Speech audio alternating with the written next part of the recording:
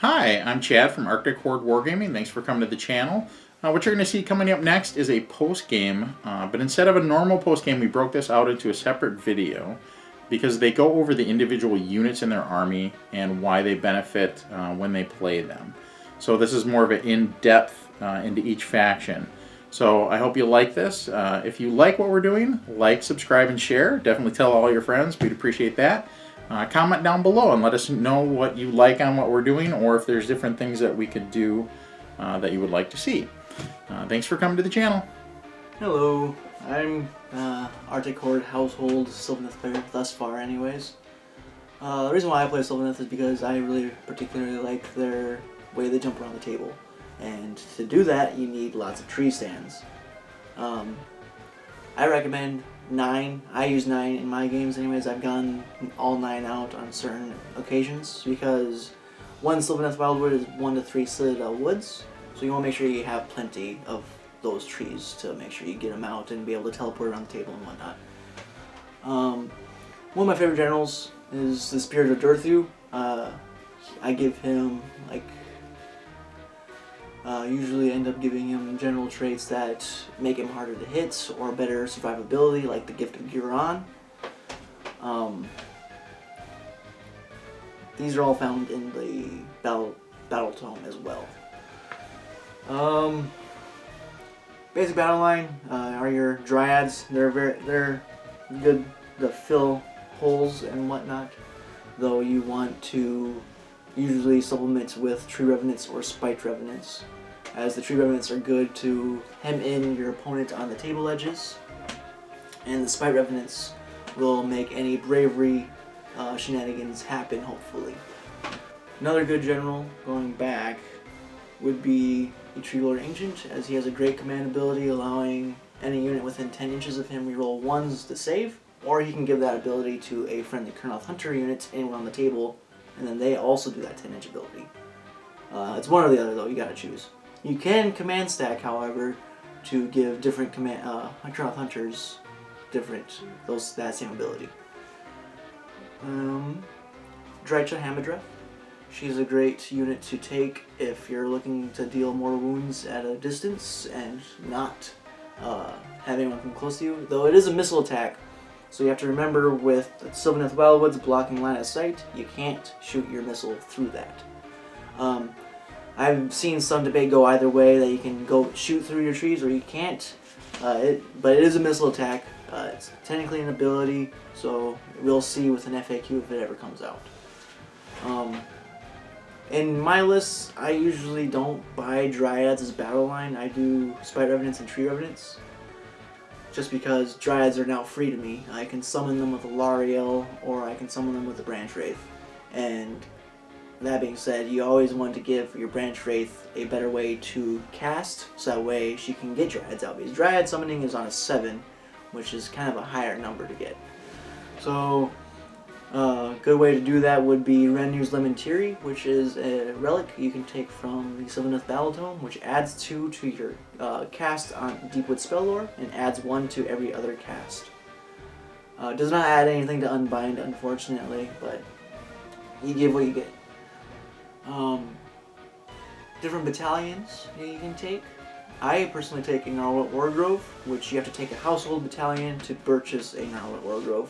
But that allows all your casters, minus Drycha and Hilario, to cast and unbind an additional spell.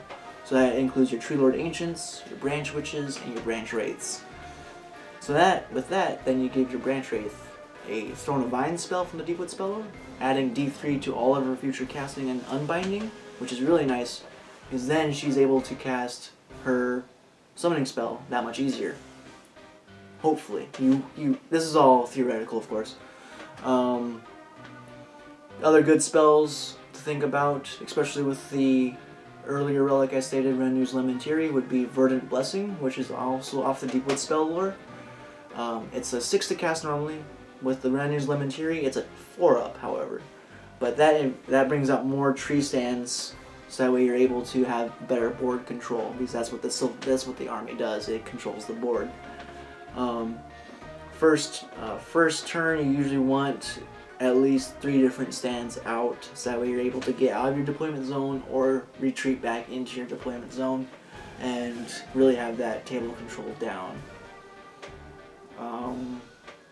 There are a few other spells that you can use, like if you're looking for a more damage army, you can use like the Reaping, which every unit within 3 inches takes mortal wounds on a 6-up, I believe. I don't usually use that one, so.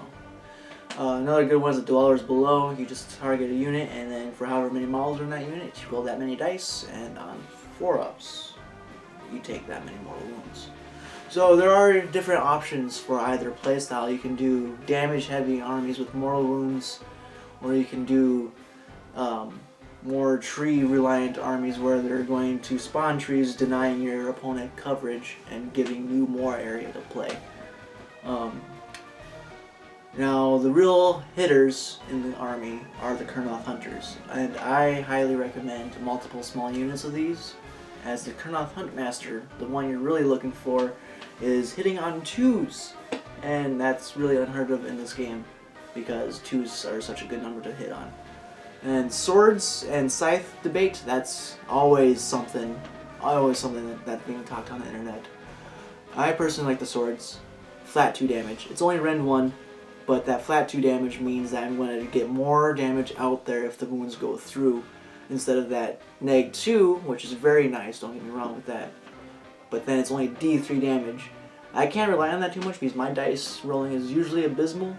Very poor rolling on my scythe. It is what it is. My dice don't like me sometimes, and sometimes they do, like in this particular game. I do have a unit of scythes as just to make sure that I can cut through whatever I need to cut through if the time comes for them. But I do like my sword units. If you're going to take larger units, scythes are preferable because then you have that 2-inch reach to get over your own models. Swords, you usually want to do the multiple small units. Bows, I've found very little luck with bows in 2nd edition Sigmar, as trees, again, they block line of sight. So you can't teleport into a wildwood and then shoot out of them unless you have that little 1-inch gap there. And then also with the lookout sir rule applied now, making it -1 to hit you if you're within 3 inches of a unit 3 or more models. So that now is making the bows hit on 5s instead of 4s usually. The Huntmaster adds 1 to that attack, so he'd be hitting on 4s.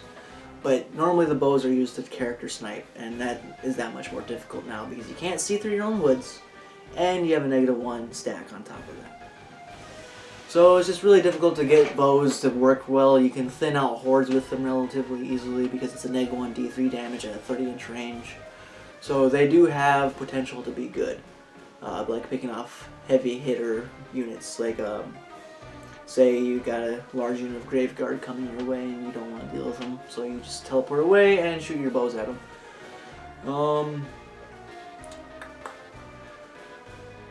Going now specific to Dryads, like I was saying earlier, I don't buy Dryads. I summon them because I play a very elite Gnarlwit Wargrove. But they're good for objective capping, sitting on your backline, making sure any other armies that have that backline able to come off of table edges to deny them that. Also filling gaps where you need to hem your opponent into a certain area. That's what the trees are very good at doing. I've yet to actually play Hilario, so I can't speak from experience, but I do know people are having good games with her, as she is basically is a 400 point model. She's 600 points base, but then she can summon up to 20 Dryads, 10 Revenants of either kind, 3 Hunters, or a Tree Lord. I've seen a lot of people summoning a Tree Lord. However, I have to disagree with that because a Tree Lord is no better than a Tree Lord Ancient. It gains 1-inch move and 1 extra attack with its sweeping blows. Yeah, that's good, I suppose. It's a 12 wound model with a 3-up save. But I think the Hunters are going to get more damage out of that. So if you're looking to summon with Hilario, either do the 20 Dryads to cap objectives because most things can't chew through 20 dryads because they get a better save. But then, or the 3 hunters, because then you're still doing 200 points either way for free. But the hunters, then you can be like, alright, here's some bows that I need to clear out a horde real quick with. Or here's some swords that I'm going to go charge those guys and clear out that horde that much quicker. So I see a lot of tree lord summoning with Hilario. I don't necessarily agree with it. You are free to do however you please, but that is my opinion. Spirit of Durthu, he's a great damage dealer. Really temperamental though, to say the least. His luck is very wishy-washy. He either hits everything and does the most damage, or he does nothing and whiffs. And it's so depressing seeing 380 point model do absolutely nothing. Usually I end up seeing him die every game. That's how he goes. He either lives or he dies because you don't do anything with him, or you try to do something with him and then he dies.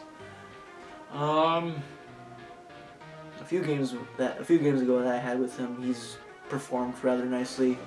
Last game I've had against with Nagash, he's like, yeah, nope, not charging that, and then he died to Hand of Dust. You do what you do. Branch Witches, I didn't really cover them at all. That's your other small caster. She's good.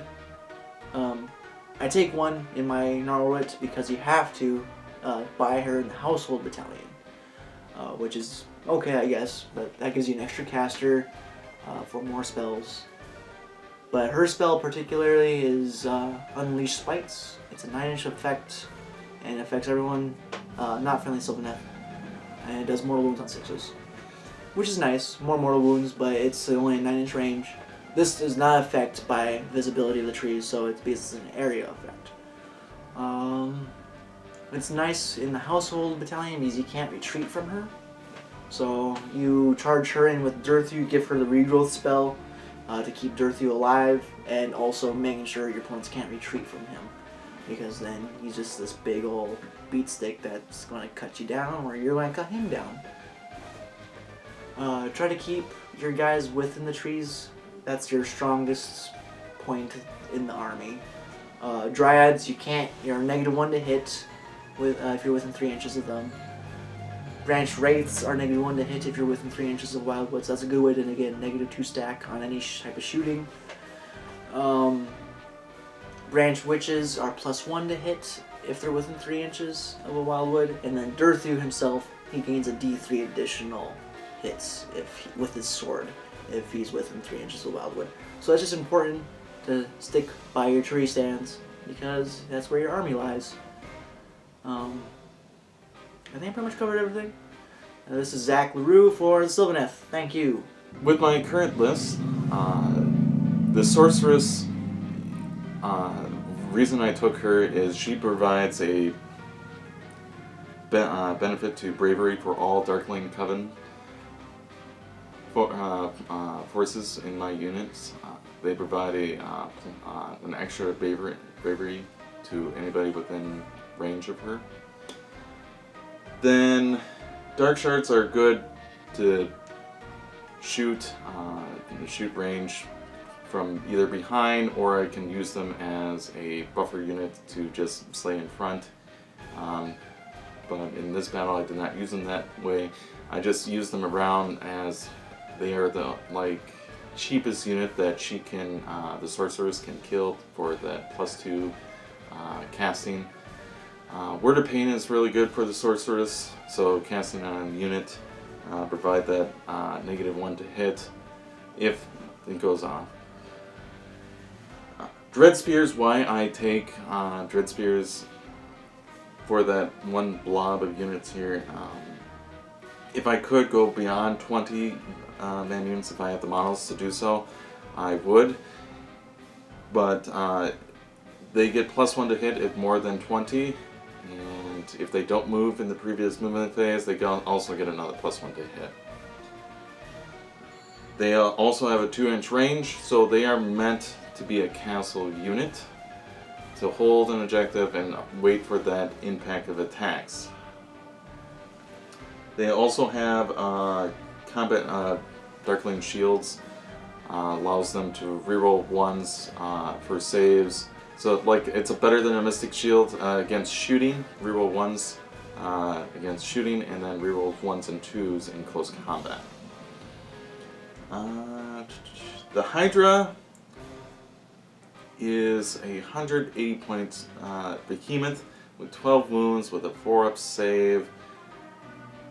The Fiery Breath is really good at full health. Can do some damage.